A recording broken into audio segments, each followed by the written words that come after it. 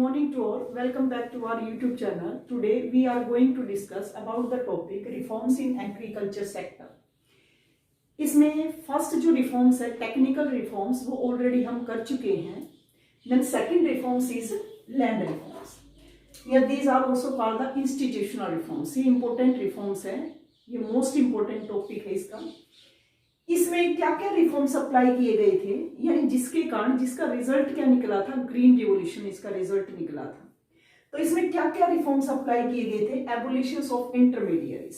First जो reforms था वो था एबोलिशन ऑफ इंटरमीडियरीज. इंटरमीडियरीज कौन थे? जमींदार. यानी वो are the intermediaries between the British government and tillers of the soil. These are called the owners of the soil या जमींदार. यानी जमींदारी सिस्टम का एबोलाइज कर दिया गया, उसको खत्म कर दिया गया. ताकि ये किस लिए किया गया था? टू यानी decrease the exploitation of the tillers of the soils by the owners of the soils या जमींदार. यानी जमींदारों के द्वारा जो टिलर्स, जो बंधुआ मजदूर थे, उनका जो शोषण किया जाता था उसको रोकने के लिए इस प्रकार का स्टेप गवर्नमेंट के द्वारा उठाया गया. और जमींदारों को उतनी ही लैंड प्रोवाइड की गई जो एक्चुअल उनकी थी, और बाकी जो सरप्लस लैंड है वो टिलर्स को प्रोवाइड की गई है, जो एक्चुअल उसके ओनर थे उन्हीं को प्रोवाइड की गई. Then second reforms is regulation of rent. पहले क्या था, जो ओनर्स था यानी these was free to take their share as well as they wishes. It means the owners of the soils were also interested to increase their share of the production. These are yani they are not interested to increase the production in agriculture sector. So the tillers of the soils were exploited by the owners of the soils. So after the independence, after the 5-year planning, the rental value also decided by the government and these are not exceed 1/3 of the total output. यानी total जो rental value decide की गई, यानी वो total output का 1/3 से ज्यादा नहीं होना चाहिए. यानी जो टीलर्स है वो केवल 1/3 पार्ट ही ओनर्स को प्रोवाइड करेंगे. इसके बाद ताकि जो टीलर्स है उनका एक्सप्लॉइटेशन रोका जा सके. नेक्स्ट जो रिफॉर्म्स अप्लाई किया गया इसमें consolidation of land holding. Consolidation जिसको चकबंदी कहा जाता है. कंसोलिडेशन ऑफ लैंड होल्डिंग क्या होती है?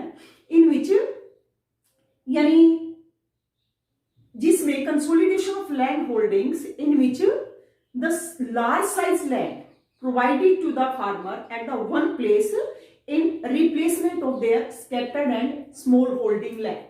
यानी उन खेतों के बजाय जो किसानों के, जैसे सपोज करें किसी किसान के पास 20 एकड़ जमीन है, 20 हेक्टेयर जमीन है, तो लेकिन वो टुकड़ों में बिखरी हुई है. यानी कहीं पर 2 एकड़ है, कहीं पर 4 एकड़ है, कहीं पर 1 एकड़ है. तो इस तरह से टुकड़ों में बिखरी हुई जमीन पर वो टेक्निकल रिफॉर्म्स अप्लाई नहीं कर सकता था. इसलिए गवर्नमेंट के द्वारा कंसोलिडेशन ऑफ लैंड होल्डिंग की पॉलिसी अप्लाई की गई. यानी जिसमें किसानों को उतना प्रोवाइड किया गया, यानी अगर जितना पॉसिबल हो सका उन्हें एक ही जगह पर ये जमीन प्रोवाइड की गई उनके बिखरे हुए खेतों के स्थान पर.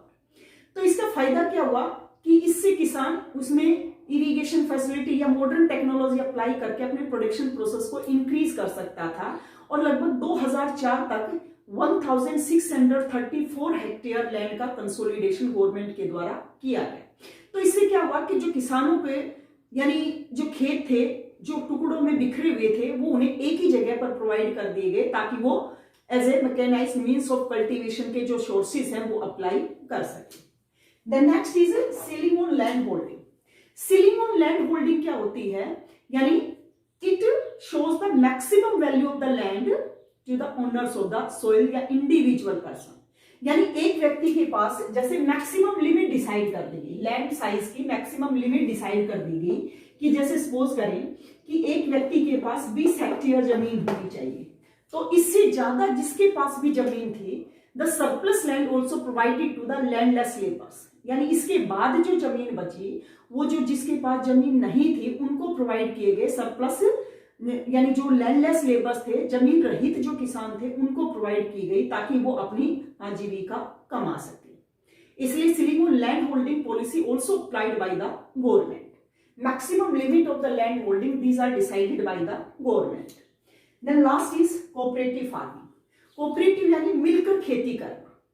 यानी to increase the bargaining power in the farmer, the cooperative farming also promote in the agriculture sector. इसमें क्या होता था, जैसे मान लो जिस किसानों के पास छोटे छोटे खेत थे तो वो मॉडर्न टेक्नोलॉजी अप्लाई नहीं कर सकते थे, तो उन्होंने क्या किया, जैसे 5 या 6 किसान मिलकर आपस में ऐसे खेती करने लगे और इसके बाद यानी कोऑपरेटिव फार्मिंग को प्रमोट किया गया।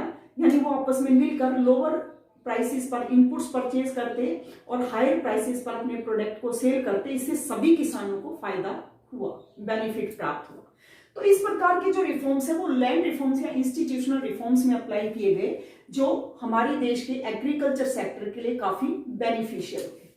इसके बाद थर्ड जो रिफॉर्म्स अप्लाई किया गया वो था general reforms.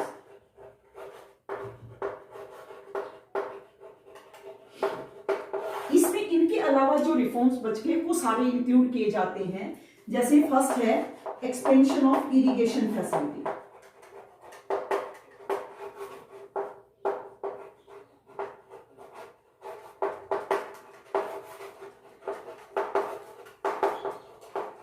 Expansion of irrigation facility यानी हमारे देश में 1947 तक लगभग 17% लैंड पर इरिगेशन फैसिलिटी प्रोवाइड की जाती थी, यानी जिसमें मेजर और जो माइनर प्रोजेक्ट हैं वो अप्लाई किए गए। अब हमारे देश में यानी after the agrarian reforms the expansion of the irrigation facility these are increased by 17% to 45%। यानी क्योंकि इससे पहले हमारे देश में मोस्टली जो एग्रीकल्चर सेक्टर था, these are depends on rainfall and bad rainfall means bad harvest and good rainfall means good harvest. लेकिन बाद में अनेक प्रकार के माइनर और मेजर प्रोजेक्ट चलाए गए एज ए इरिगेशन फैसिलिटी के लिए, सिंचाई के लिए, जिसमें ट्यूबवेल्स वगैरह, स्प्रिंग वेल वगैरह, ये सारी चीजें इंक्लूड की जाती हैं। तो अब हमारे देश में ये इरिगेशन का जो एक्सपेंशन हुआ है वो 17% से 45% हुआ है, जो काफी बेनिफिशियल है फार्मर के लिए, ताकि उन्हें मॉनसून पर डिपेंड ना रहना पड़े और अपनी इरिगेशन फैसिलिटी के द्वारा वो एग्रीकल्चर सेक्टर को डेवलप कर सके। नेक्स्ट है प्रोविजन ऑफ क्रेडिट। यानी 1947 तक हमारे देश में लगभग 93% जो क्रेडिट थी वो नॉन इंस्टीट्यूशनल सोर्सेज के द्वारा प्रोवाइड की जाती थी, जैसे मनी लैंडर्स है, ट्रेडर्स है, जमींदार हैं, इनके द्वारा। यानी they provide loan to the farmer at the high rate of interest. But after the 5-year plans, many cooperative societies, land development bank, rural regional bank are also established by the government to provide credit to the small और marginal farmer। सभी प्रकार की credit provide करने के लिए अनेक प्रकार की कोऑपरेटिव सोसाइटीज एस्टेब्लिश की गई।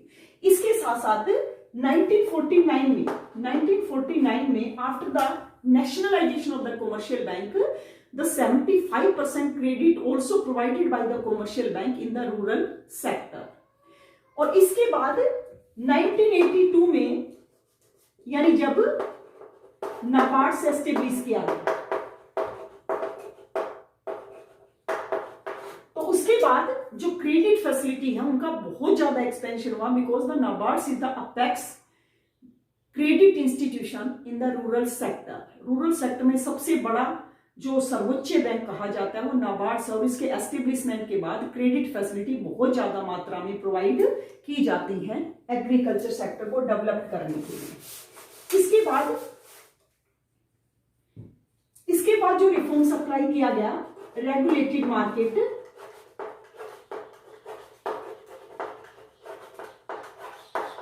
एंड कोऑपरेटिव सोसाइटीज या वेयर हाउसिंग फैसिलिटी।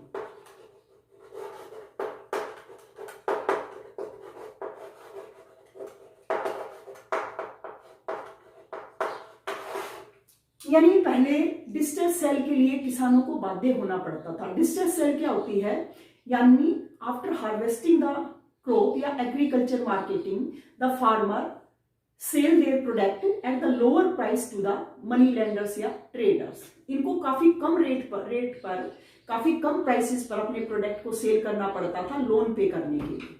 लेकिन बाद में यानी इसको अवॉइड किया गया, बाद में एक रेगुलेटेड मार्केट एस्टेब्लिश किया गया जहां पर वो अपने प्रोडक्ट को एज ए हाई प्राइसेस पर सेल कर सकते थे। So the regulated market also provided by the government in the agriculture sectors where the farmer can sell their product, यानी where the farmer can sell their product at the higher prices, attractive prices, और इसके लिए committee बनाई जाती है और उस committee में फार्मर, गवर्नमेंट के रिप्रेजेंटेटिव मेंबर्स होते हैं, यानी जिनका काम ये देखना है कि किसानों को प्रॉपर प्राइस पर प्रॉपर वेट होना चाहिए और कैश पेमेंट भी इजीली प्रोवाइड होनी चाहिए। इसके साथ साथ warehousing facility also provided by the government. It means the farmer can store their product at the for the some time. It means these also increase the bargaining power of the farmer. जैसे मान लो फसल को जब काटा जाता है तो उस समय सरप्लस प्रोडक्शन होने के कारण प्राइसेस काफी लो होते हैं, तो किसानों के पास, सभी किसानों के पास स्टोरेज फैसिलिटी नहीं होती, तो गवर्नमेंट स्टोरेज फैसिलिटी प्रोवाइड करती है ताकि किसानों की बार्गेनिंग पावर को इंक्रीज किया जा सके और बाद में जब प्राइसेस बढ़े तो उस समय वो अपने प्रोडक्ट को सेल कर सके। लास्ट है इसमें एमएसपी, यानी मिनिमम सपोर्ट प्राइस।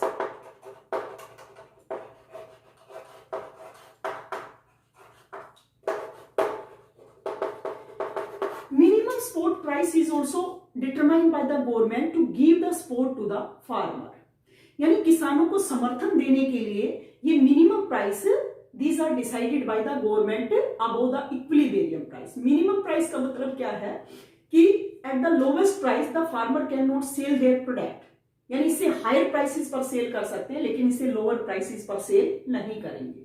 तो इट मीन्स जब प्रोडक्ट को, यानी जब फसल आती है तो उस समय सरप्लस प्रोडक्शन होता है and price is very low, so the government also purchases the food grains from the farmers at the minimum support price, ताकि सरप्लस जो प्रोडक्शन है वो कम हो जाए और मार्केट में भी उसके उचित प्राइस मिल सके। तो किसानों की अर्निंग को इंक्रीज करने के लिए, किसानों को प्रमोट करने के लिए, एग्रीकल्चर सेक्टर को डेवलप करने के लिए जो मिनिमम सपोर्ट प्राइस है ये गवर्नमेंट के द्वारा डिसाइड की जाती है ताकि किसानों को ज्यादा से ज्यादा बेनिफिट प्राप्त हो सके। सो ये थे सारे आपके technical reforms, land reforms and general reforms which are applied by the government to develop the agriculture sector. So that's all for today. For the further classes, please connect our YouTube channel. Thanks and have a nice day.